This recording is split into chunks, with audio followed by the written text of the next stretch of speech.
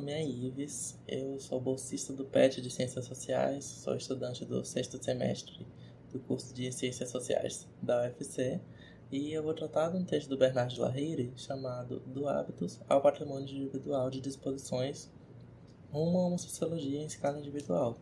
O objetivo desse artigo do autor é refletir as formas como o social é incorporado pelos indivíduos, estabelecendo um diálogo crítico com a sociologia do Pierre Bourdieu, através de alguns conceitos como disposições e hábitos, e a partir disso ele vai questionar os modelos de ação e de cognição que são trabalhados nas ciências sociais. E ele começa esse artigo debatendo como é que se dá a qualidade social ao objeto de pesquisa. Como existe uma epistemologia realista que trata alguns objetos como menos sociais que outros, por exemplo, os estudos de movimentos sociais seria então para essa epistemologia um objeto mais adequado do que o estudo dos comportamentos individuais. Ele vai defender que as ciências sociais elas vão avançar sem excluir nenhum assunto do seu campo de pesquisa, já que o que vai criar o objeto é o ponto de vista e não o contrário. E alguns assuntos novos, como são os assuntos sociocognitivos, são novas realidades e elas exigem também novos esquemas interpretativos, já que um dos principais riscos de se querer estudar o social na forma individualizada é querer usar esquemas antigos ou querer fazer um retalho com conceitos de outras disciplinas com uma pretensão científica, mas que na verdade não costuma dar bons resultados.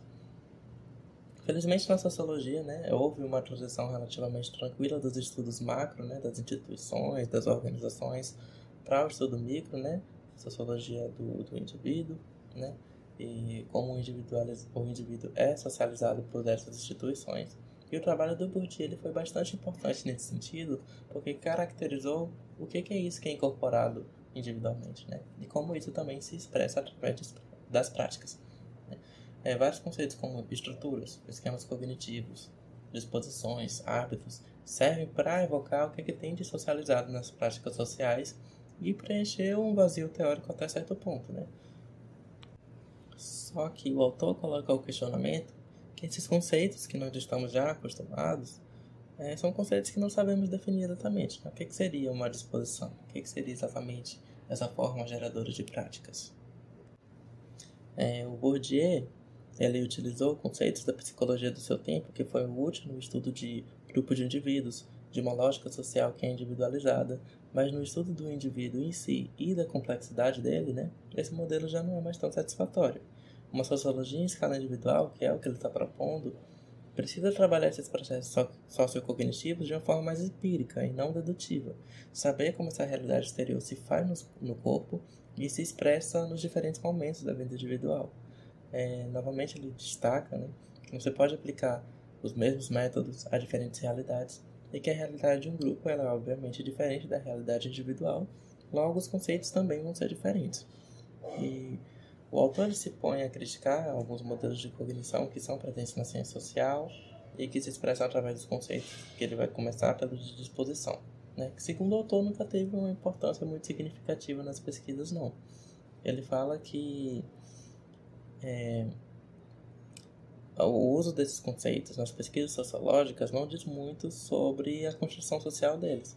Eles aparecem lá como, por exemplo, disposições cultas, disposições repressivas, as disposições que são relativas a um hábito pequeno burguês.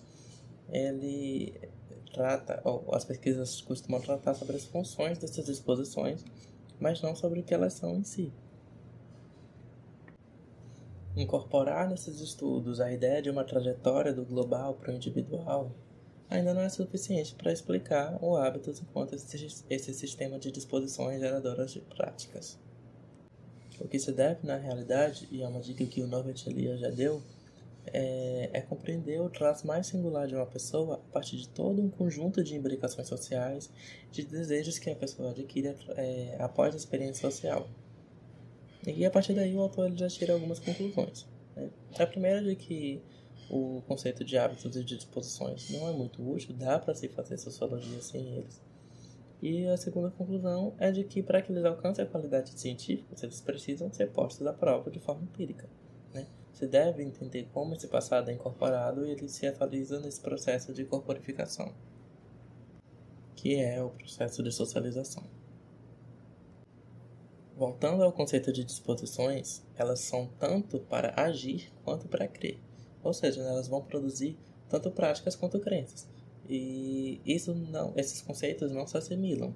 As crenças são moldadas pelo ambiente social, pelas normas sociais, pelos discursos, são reforçadas pela nossa experiência no mundo, mas elas não são disposições para agir, mesmo que elas sejam verbalizadas.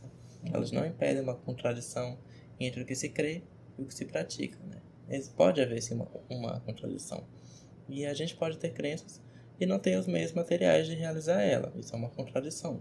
Ele dá o exemplo da ideologia cultural do consumo no capitalismo como um motor da felicidade, como um exemplo de uma crença que não se faz na prática. Os atores sociais, eles interiorizam crenças que podem sim se contrapor à sua condição de disposição de agir, Eles podem ser limitados e restritos pela sua condição material. E, na verdade, isso conduz à frustração, Porque um não vai responder a outro. Então, se pode normalmente adquirir uma crença em paralelo com um hábito de ação. Também ele dá um outro exemplo, que você pode aderir às normas estéticas divulgadas em revistas, pela mídia ou pelo Instagram, por exemplo, sem adquirir disposições práticas que te possibilitem atingir essa norma estética. E essas disposições elas podem ser inclusive fortes ou fracas, dependendo do contexto, Já que todas as disposições estão, segundo essa forma de análise, inscritas em um contexto de ação. Então, o que seria o propósito da sociologia em escala individual? É mais preencher esse vazio teórico de como se dá a reprodução do que é socializado e como se dá a socialização em si. Os sociólogos não costumam muito distinguir esses graus de variação da força da disposição na ação e, obviamente, eles fazem isso para fornecer quadros simbólicos e quadros de pesquisa mais nítidos, mais claros, só que isso acaba dando uma falsa ideia de unidade a que eles dão o nome de consciência coletiva. Mas a consciência coletiva ignora o fato de que hábitos duradouros podem ser negados pelo indivíduo. Ele pode desejar se livrar disso em um certo período da sua vida. Ele pode não se reconhecer nesse eu passado, quando, por exemplo, entra numa nova situação de classe social. E outros hábitos duradouros, eles podem ser adquiridos conforme experiências de repressão e coerção. Um exemplo que ele dá são as normas sexuais e de gênero, que é uma norma tão precoce, uma repressão tão onipresente, que ela não é sentida socialmente como uma coerção, embora ela disponha, sim, hábitos duradouros. Embora ele tenha apontado esses problemas, ele destaca que, com a categoria de hábitos, o Bourdieu tornou muitas pesquisas sociológicas possíveis, porque deu um caráter transferível e generalizado dos esquemas de disposição social. Só que isso também gerou algumas imprecisões. Porque, por exemplo, dá para se saber o que é que se transfere da socialização de uma instituição como a escola para outros ambientes? É algo que não pode ser medido numa pesquisa empírica. Essa é uma noção que já é bastante criticada, inclusive, por psicólogos atuais, já que é uma categoria muito relativa. E também uma categoria que pressupõe uma generalidade. E essa pressuposição evita pesquisar empiricamente os diversos domínios em que a prática ocorre. É uma dedução. É uma dedução de que o hábito funciona em qualquer parte, em qualquer contexto, e principalmente em qualquer contexto particularizado. O autor ele vai nos convidar então a pensar se essas disposições não seriam, na verdade, plurais e contextuais, que podem ser ativadas ou inibidas em situações particulares, em vez de algo que é geral e assimilado, e que é acomodado junto às experiências passadas. As ciências sociais, em sentido amplo, costumam tratar o indivíduo e a sociedade de forma homogênea, quando na verdade o singular é plural e o indivíduo também possui uma pluralidade interna de disposições. Também existe uma pluralidade de contextos nos quais essas disposições são evocadas. Ele critica a resposta pós-moderna da fragmentação do indivíduo, porque não é muito adequada. É também uma pressuposição de uma natureza fragmentada que não foi trabalhada de forma empírica, mas o que também não significa que o indivíduo seja uma unidade coerente de assimilações. e de assimilações da socialização. Ele vai destacar, inclusive, que as ciências sociais são vítimas de instituições que produziram a ilusão do que é o indivíduo. Que ilusão é essa, né?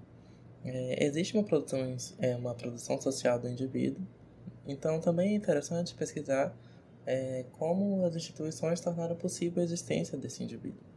Aqui ele vai citar que instituições religiosas e jurídicas tornaram possível a existência de um eu que é individualmente responsável perante um tribunal ou perante a Deus, o que exigiria, né, uma responsabilidade individual que não pode ser fragmentada. Então isso acabou legitimando e fortalecendo a ideia de um eu unificado, né, de um self, que na verdade é uma ficção social, uma ilusão, porque na verdade o indivíduo é uma pluralidade de crenças, é uma pluralidade de disposições para agir. E embora essas instituições que forçam a unificação existam, e o campo de pesquisa disso seja legítimo, é interessante na pesquisa levar em consideração um estudo histórico da constituição dessas formas unificadoras do sujeito, né, dessas instituições que possibilitaram isso. E o autor propõe uma metodologia, né, que é a sociologia em escala individual, que capte essas variações contextuais dos comportamentos individuais. Só que é muito difícil, porque a observação direta raramente é possível de se fazer, porque não tem como analisar a ação de um indivíduo inserido em vários contextos de ação. Mas enfim, a sociologia em escala individual não está descartando estatísticas ou generalidades, porque compreender o singular também passa por compreender o geral. O singular não significa que não é repetível, né? O singular não é o inverso do geral. Só que mesmo assim, é algo complicado de se medir, né? É algo complicado de se pesquisar. E por isso, frequentemente, os cientistas sociais trabalham por meio de dicotomias para facilitar os trabalhos de estatísticos. Essa forma de sociologia, né, que ele está defendendo leva em consideração as contradições, as ambiguidades e as exceções desses polos, né, de oposição, né, dessa dicotomia que ajuda a pesquisar. Vai supor um tipo de ação que é fundada na pluralidade de disposições que também são escritas em contextos plurais, né? Porque não se pode negligenciar a base individual do mundo social no momento de se pesquisar. Ele mesmo colocou o questionamento se partir para essa forma de pesquisa não é fruto de um movimento social de individualização. E sim, é fruto disso, já que a sociologia ela responde às necessidades históricas da sua época. E, de qualquer forma, né, ele tendo constatado que essa ideia de indivíduo unificado é uma ficção, tem que se destacar então que o social ele reside em cada um de nós. Ele se expressa em todas as nossas facetas. Não existe uma individualidade ou uma subjetividade livre da influência social. O indivíduo é dinâmico, ele pode não se reconhecer nas suas ações passadas. E tem que se deixar claro que não há como predizer o que vai acontecer num contexto específico com essa forma de sociologia, né? Porque isso não é um determinismo, não tem pretensões positivistas.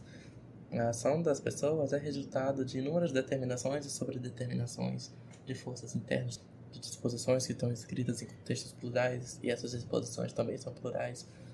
E são toda essa pluralidade que possibilita, inclusive, a inquietação que se está tendo nessa pesquisa. E tudo isso vai ser o objetivo do estudo, né, da sociologia em escala individual.